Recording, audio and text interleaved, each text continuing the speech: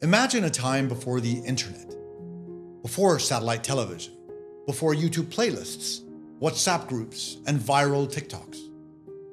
Now imagine a voice so powerful it stopped life across many cities.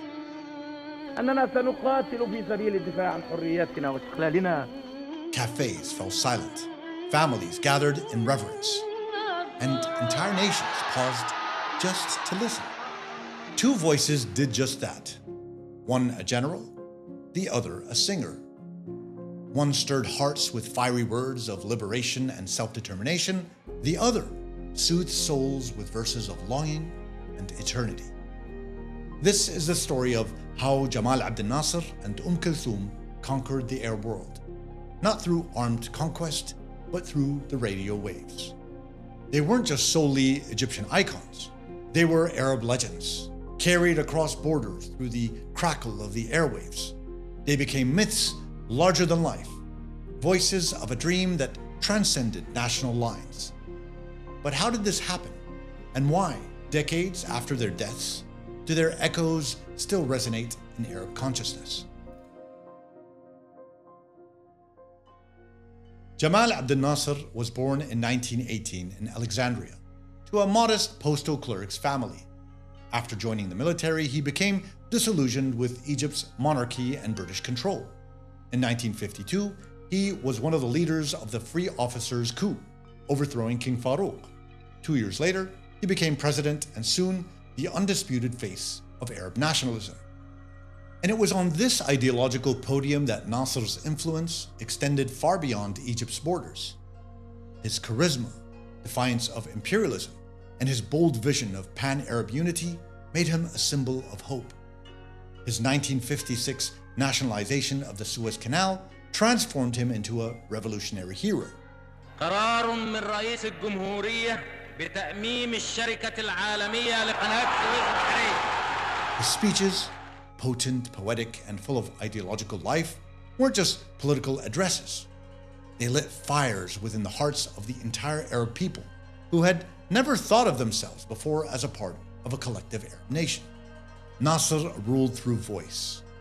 Radio Cairo became his weapon, and his message of dignity, independence, and Arab pride struck deep across a fragmented region.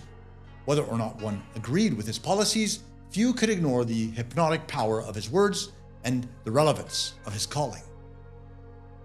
Kulthoum was born in the Nile Delta in the 1890s, or even possibly later in the early 1900s. Her unknown birth date still shapes and remains part of her mystique.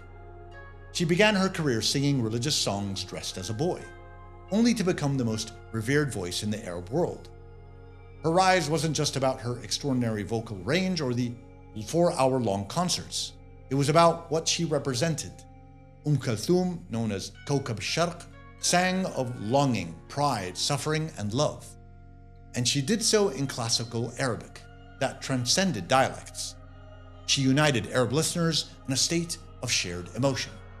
Her concerts, broadcast internationally and live on the first Thursday of every month, turned into national rituals. Streets would empty. Radios were cranked to full volume in homes, coffee houses, and even deserts. Her voice was the Thursday night of the Arab world.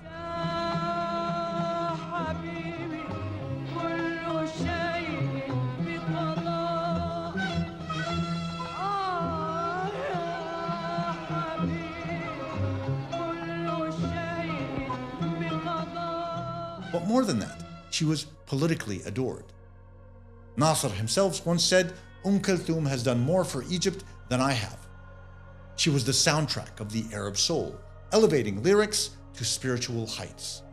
Through radio, she reached not just ears, but hearts and collective identity. Radio was the social media of the Arab world in the 1950s and 60s. Cheap, accessible, and borderless. It bypassed literacy and geography. In rural villages, deserts, war zones, and urban centers alike, the voice on the radio was the thread that tied people together. Jamal Abdel Nasser understood this deeply. He expanded Egypt's broadcasting network and launched Sawt al-Arab, Voice of the Arabs, in 1953. It wasn't just news, it was ideology wrapped into rhythm, drama, and hope. From Cairo to Casablanca, listeners tuned in to hear Nasser speak directly to them, against colonialism, for prosperity, and for the dream of Arab unity. And Kulthoum was the expressive cultural complement to this political force. While Nasser stirred the collective will, she nourished the collective soul. Her long poetic ballads of yearning and transcendence became rituals. Her concerts were not just entertainment, they were catharsis. Radio gave both icons the power to be present in millions of lives, simultaneously and intimately. In the absence of pan-Arab infrastructure, the airwaves became the collective nation, a nation of emotion and revolution. It was the voice that mattered, and few voices were more trusted or loved than Nasser's and Kulthoum's. I really do appreciate you taking the time and watching the Kandiri Chronicles. Please do join our community by subscribing so that you don't miss out on any content regarding the Arab and Muslim history, identity, and modern condition. And if you really do enjoy the channel week in and week out and would like to support us even further, please do join us at our YouTube membership program as well as on Patreon. Thanks again. Nasser's myth was not built on infallibility, but on resonance. His speeches weren't just heard, they were felt. He spoke both like a prophet and as someone that you'd meet on the street. Slow, deliberate, with escalating crescendos that turned political analysis into poetry, and at times, when required, used the moment to elevate his status to one of martyrdom, even though he had remained alive and well. Such as the extreme shift of passion and emotion we hear when his speech to the people of Alexandria was interrupted by an assassination attempt.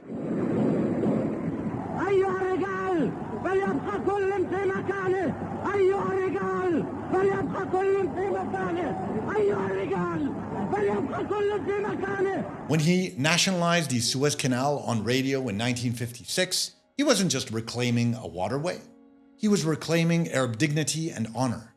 That speech alone not only immortalized him, but within it was the code word Ferdinand de Lesseps, the builder of the canal that would trigger the military offensive by the Egyptian forces in seizing control over the canal. He declared Egypt's sovereignty with a calm fire that echoed in Damascus, Algiers, and beyond. Even after the catastrophic defeat in the 1967 Six-Day War, Nasser's myth didn't die, it deepened. In his broadcast resignation, voice crackling with humility, millions poured into the streets begging him to stay. He had failed, but he remained the father figure of a betrayed hope. الفقراء ليهم الجنة والفقراء دول ما لهمش نصيب في الدنيا نصيبهم بس في الآخرة هم عايزين أيضا نصيب صغير في الدنيا ويديكوا قصاده نصيب في الجنة. Radio turned his voice into a presence. His speeches were studied, memorized, and mimicked. Schoolboys in Libya and workers in Yemen saw him as the Arab man, a Rayis, strong, anti-imperialist, yet down to earth, familiar and inspiring. What made him a myth? His emotion, his repetition, and then his absence. And a voice that spoke not just to people, but for them. Nasser became a myth because he represented the Arab who stood tall, if only briefly, in a century of submission. Kulthoum wasn't just purely a singer. She was the event, al-hadath. Her concerts became sacred hours where time seemed to bend, and the world became emotion. She sang, as I said, in Fasih, modern classical Arabic, and not colloquial, and hence everyone understood. Her voice transcended linguistic barriers and reached even those who couldn't read. Each performance was slightly different. She played off the audience, often repeating lines for minutes if the crowd begged her to.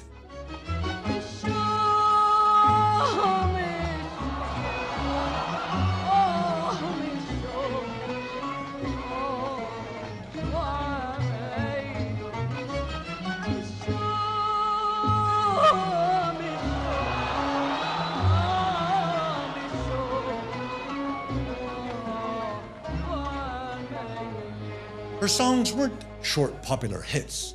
They were 45-minute epics. And yet, no one complained.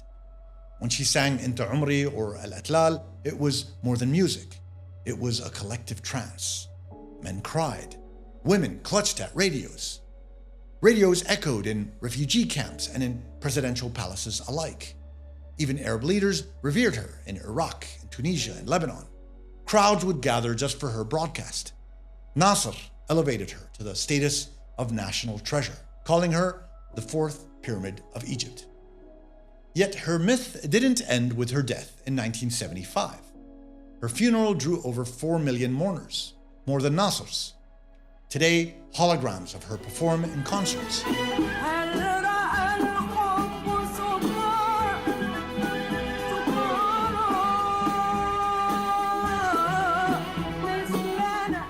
And her songs remain staples across Arab households.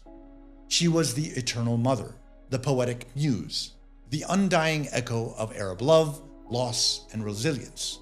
Like Nasser, her myth lives through sound. Together, Nasser and Kulthoum embodied a brief golden age, a time when Arab identity felt unified, dignified, and emotionally profound. They represented different facets of the same dream. Nasser, the political father, Kulthoum, the emotional mother. Their mythologies intersected often. Kulthoum fundraised for Nasser's war efforts. Nasser made sure her voice was heard far and wide. They understood that politics without culture was sterile, and culture without justice was hollow. Through them, radio became revolution, a revolution of the heart and of the imagination. But their mythologies also reflected what came after: disillusionment. Nasser's dream collapsed under military defeat and internal failings.